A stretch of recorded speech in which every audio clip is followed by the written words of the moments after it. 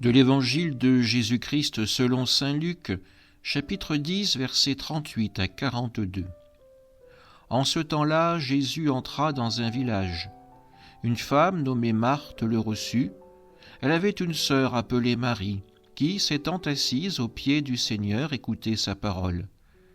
Quant à Marthe, elle était accaparée par les multiples occupations du service.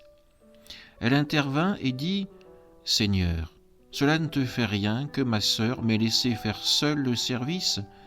Dis-lui donc de m'aider. » Le Seigneur lui répondit « Marthe, Marthe, tu te donnes du souci et tu t'agites pour bien des choses. Une seule est nécessaire. Marie a choisi la meilleure part, elle ne lui sera pas enlevée. » Acclamons la parole de Dieu. Deux sœurs accueillent Jésus dans leur maison. La première des sœurs, Marthe, accueille et fait. Elle fait tout pour que Jésus soit bien accueilli, que toutes les règles de l'hospitalité soient respectées. Marthe est dans le faire. Sa sœur Marie, elle aussi, accueille Jésus dans cette maison. Elle ne fait pas, mais elle décide de s'asseoir et d'écouter Jésus, d'accueillir son enseignement. Deux femmes, deux comportements. Pourtant, toutes les deux ont une sincère amitié pour Jésus. Toutes les deux veulent véritablement l'accueillir dans leur maison.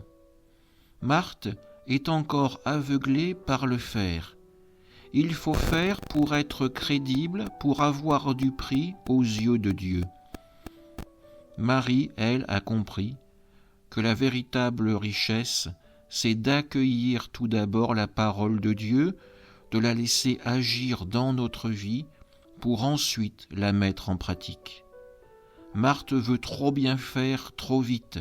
Elle s'épuise sans prendre le temps de se ressourcer auprès de Jésus. Marie, elle, a su saisir cette nuance et prend le temps d'accueillir véritablement la parole de vie. Posons-nous une question.